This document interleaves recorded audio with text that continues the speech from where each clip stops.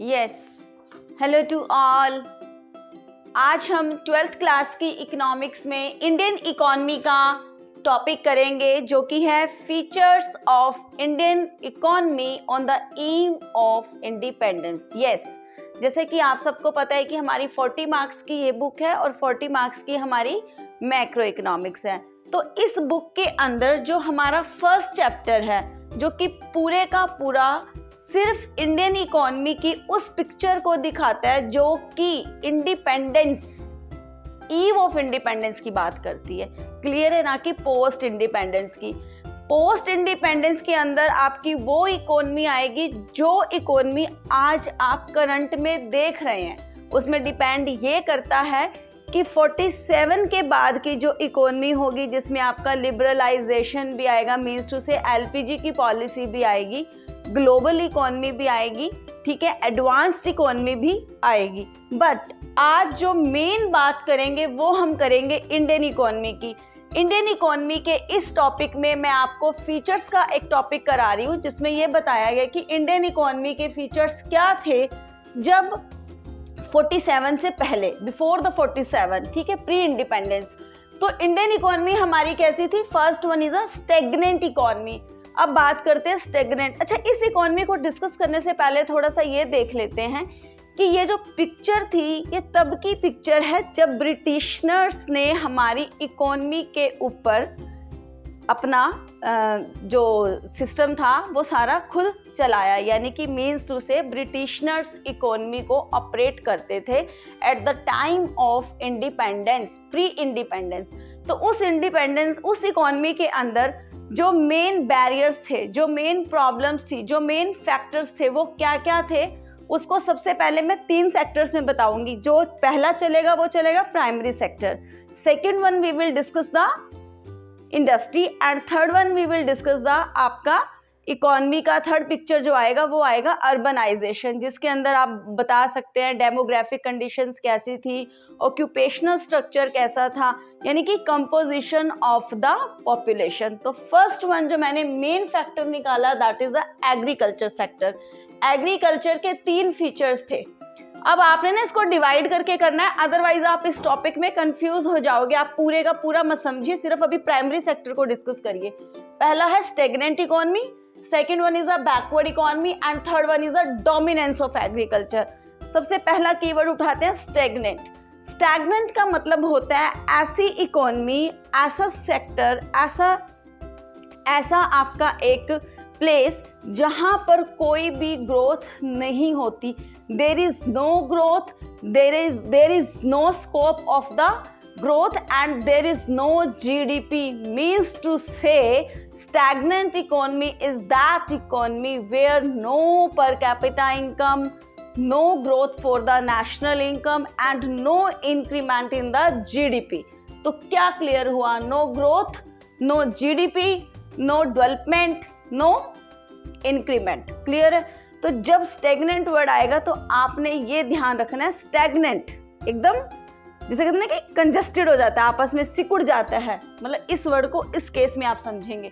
तो no growth, no GDP, यानी कि स्टेगनेंट इकोनॉमी थी हमारी। जब ब्रिटिशर्स ने इस इकोनॉमी को अपने हाथ में लिया तो ये देखा गया कि इस इकोनॉमी के अंदर, जीडीपी के अंदर कोई कंट्रीब्यूशन किसका नहीं था? प्राइमरी सेक्टर का। और जबकि आप जानते हैं प्राइमरी सेक्टर हमारा मेन ऑक्यूपेशन है 72% population of that time engaged in the economic activities in form of the agriculture. But उसके बाद भी कोई ग्रोथ नहीं थी, कोई जीडीपी में कंट्रीब्यूशन नहीं था प्राइमरी सेक्टर का, एग्रीकल्चर सेक्टर का। Clear that? आपकी इस इकोनॉमी का दूसरा फीचर आता है बैकवर्ड इकोनॉमी। बैकवर्ड इकोनॉमी क्या थी? Backward economy means to say there is no per capita income, there is no national income, there is no GDP, there is no growth for the sustainability growth.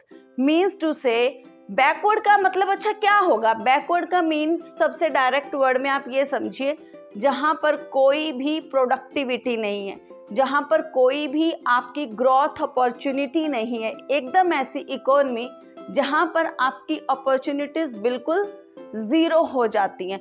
तो Indian economy that time क्या थी? Backward economy. इसको याद करना है, SBD।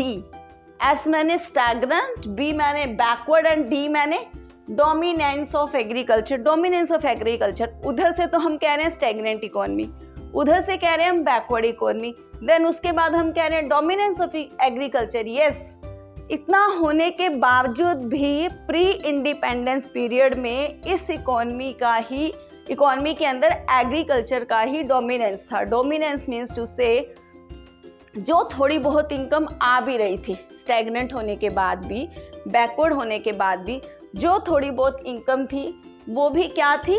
सिर्फ agriculture से ही थी, जबकि मेन ऑक्यूपेशन भी एग्रीकल्चर था और डोमिनेंस भी एग्रीकल्चर का। तो सोच के देखिए हालात कितने बुरे रहे होंगे, क्या वर्स्ट कंडीशंस रही होंगी उस टाइम हम इंडियन पीपल की, क्योंकि there is no scope for the GDP because of the, you know very well, GDP is the basically growth factor of the Indian economy। मतलब we know about the कि GDP जो होगी उससे हमारी true picture of economy clear हो जाती है कि हम कहाँ स्टैंड करते हैं। ठीक है, तो डोमिनेंस ऑफ एग्रीकल्चर में भी क्या था? लो प्रोडक्टिविटी थी, लो जीडीपी थी। तो 3 पॉइंट आपके सामने आए हैं। टॉपिक का नाम है features of Indian economy. Features के अंदर मैं सबसे पहले उठा रही हूँ प्राइमरी सेक्टर को। प्राइमरी सेक्टर के अंदर मैंने 3 कंटेंट रखे हैं, stagnant, backward and dominance, SBD। इसको याद रखने का तरीका क्या है? आपके पास एक केस स्टडी आता है, केस स्टडी के अंदर अगर नो ग्रोथ है, नो जीडीपी है, लो पर कैपिटा इनकम है, लो प्रोडक्टिविटी है, लो जीडीपी है, तो ये फैक्टर्स आपके वहां पर कंटेन होंगे। जब भी आप किसी टॉपिक को डिस्कस करते हैं उसको एज अ डिक्टेट फॉर्म में अपने माइंड में रखिए कि इसका मीनिंग क्या है। क्लियर है? अब जब बैकवर्ड इकोनॉमी थी तो बैकवर्ड इकोनॉमी में लो पर कैपिटा इनकम क्या थी? स्टारवेशन, फेमिनाइज, ठीक है, एंड एपिडेमिक्स। क्लियर है? Insufficient food, lack of shelter, basic conditions. Clear that? आपको फूड, क्लोथिंग, कोई भी नीड आपकी कंप्लीट नहीं हो पा रही थी।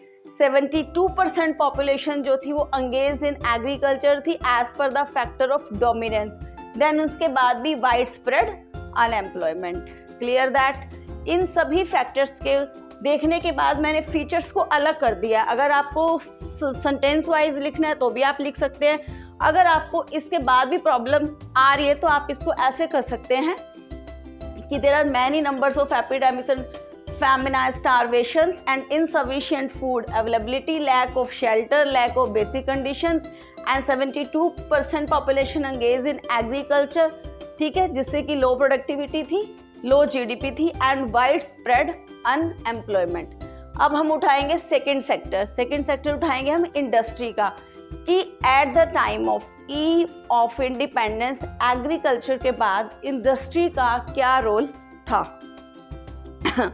इंडस्ट्री के अंदर हम ये समझेंगे, जो इंडस्ट्री का सेक्टर है उसमें सबसे पहली चीज ब्लीक इंडस्ट्रियलाइजेशन था। ब्लीक मीन्स टू से नॉट विजिबल, जिसकी कोई क्लियर पिक्चर ना हो, जो दिखाई ना दे, जो बिल्कुल नाम के बराबर हो। नाम के बराबर क्या? उस टाइम पे हमारा हैंडीक्राफ्ट इंडस्ट्री जो था वो बहुत बूम पे था। मीन्स टू से हम हैंडीक्राफ्ट इंडस्ट्री में हमारे को एक गॉड गिफ्ट था। क्लियर है? इसी बेनिफिट को ब्रिटिशर्स ने उठाया। उन्होंने देखा कि इंडियन पीपल हैंडीक्राफ्ट इंडस्ट्री में बहुत एक्सपर्ट है। उन्होंने जो सिस्टम चलाया वो ये था कि वो अब्रॉड में, फॉरेन्स में इंडिया से, इंडियन पीपल से फाइनल गुड बनवाकर, क्लियर, वहाँ से बनवाकर यहाँ भेजते थे। और रॉ मटेरियल जो था वो इंडिया से जाता था। क्लियर है? और इंडिया का जो रॉ मटेरियल यहाँ से जाता था उसके ऊपर क्या लगता था? बहुत हैवी टैरिफ ड्यूटी लगता था। देन उसके बाद वही raw material convert into final good जब इंडिया में आता था तो उसके ऊपर फिर हैवी ड्यूटी चार्ज किया जाता था। दैट्स वाई हमारे को डबल कॉन्साइडेंस, यानी कि दोनों ही तरफ से हमारा टोटली एक्सप्लोटेशन हो रहा था। क्लियर है? उस हैंडीक्राफ्ट इंडस्ट्री के अंदर क्या था कि आपको कोई भी डिस्ट्रॉयड द, मतलब टोटली डिस्ट्रॉय कर दिया था। डिस्क्रिमिनेटिंग पॉलिसी वो पॉलिसी होती है जिसके अंदर टैरिफ के रेट्स बहुत ज़्यादा बढ़ाकर, मीन्स उसे एक तरफ का एक जैसा सिस्टम जो था वहाँ पर नहीं था। हैवी डिपेंडेंस ऑन इम्पोर्ट्स, हमारा जो इम्पोर्ट्स के ऊपर क्या हो गया था, हैवी डिपेंडेंस, मीन्स टू से हम वहाँ से जो था बहुत ज़्यादा प्रोडक्ट्स बाहर से मंगवाए जाते थे, उन्हीं प्रोडक्ट्स को मंगवाकर हम इंडियन पीपल को ही भेजा जाता, जबकि वो यहीं से बनकर यहीं से कन्वर्ट होकर जाते थे। Clear that. देन उसके बाद था लिमिटेड अर्बनाइजेशन। लिमिटेड अर्बनाइजेशन क्या था, लोग रूरल एरियाज में रहते थे, रूरल एरियाज में एक ही ऑक्यूपेशन था, दैट इज एग्रीकल्चर।